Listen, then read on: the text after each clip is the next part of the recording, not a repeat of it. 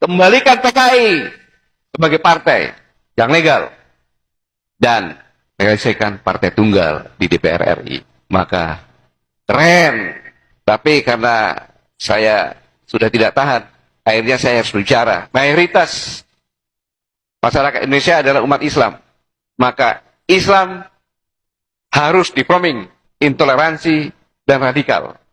Karena tidak bisa dilawan. Susupkan para kader akan anak PKI ke dalam berbagai strata instansi.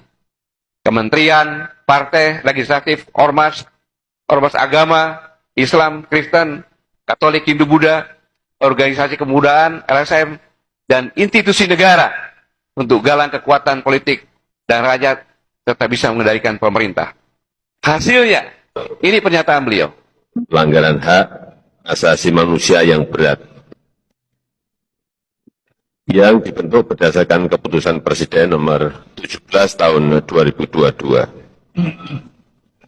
Dengan pikiran yang jernih dan hati yang tulus, saya sebagai Kepala Negara Republik Indonesia mengakui bahwa pelanggaran hak asasi manusia yang berat memang terjadi. Saya sangat menyesalkan terjadinya peristiwa pelanggaran hak asasi manusia yang berat pada yang pertama, peristiwa 1965-1966. Saya menaruh simpati dan empati yang mendalam kepada para korban dan keluarga korban. Oleh karena itu, yang pertama, saya dan pemerintah berusaha untuk memulihkan hak-hak para korban secara adil dan bijaksana tanpa menegasikan penyelesaian yudisial. Jadi itulah pernyataan yang benar-benar sangat luar biasa dari tim yang 12 orang, 126 hari, dan bisa 12 peristiwa.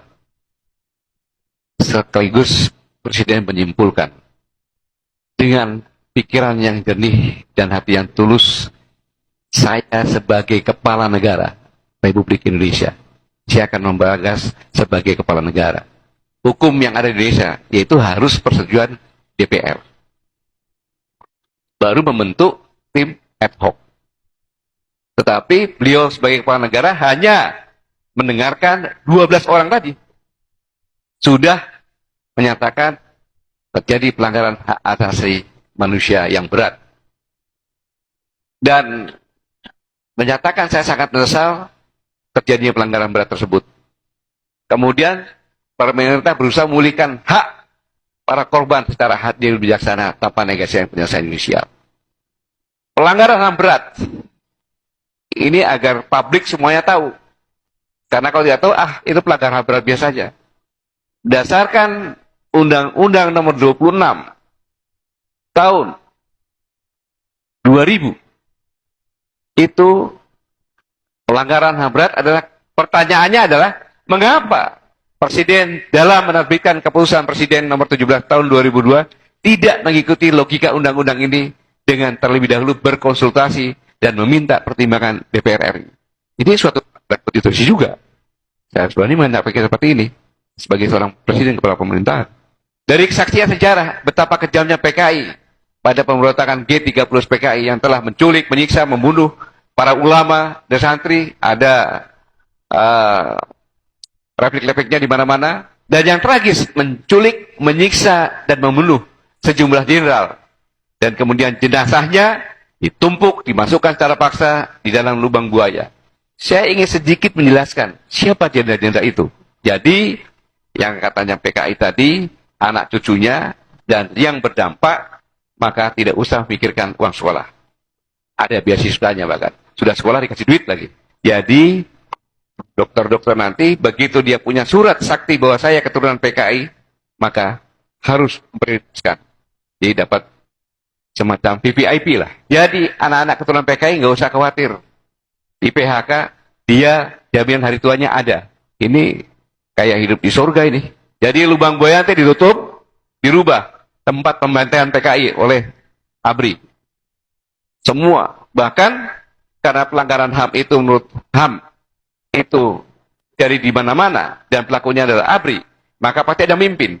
Yang memimpin adalah Letnan Jenderal Soeharto waktu itu.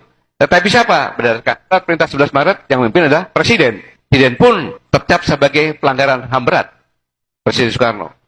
Maka tugas Menteri PU nanti adalah merubah Bandara Soekarno-Hatta menjadi Bandara Aidit Noto. Senayan, kan? Gelora Bung Karno dirubah Gelora Aidit. Memang kalau seperti ini. Ini dampaknya. Ini perintah instruksi Presiden loh ini. Nanti harus melakukan itu. Jadi nanti BUMN itu isinya adalah PKI, anak cucu PKI atau yang berdampak.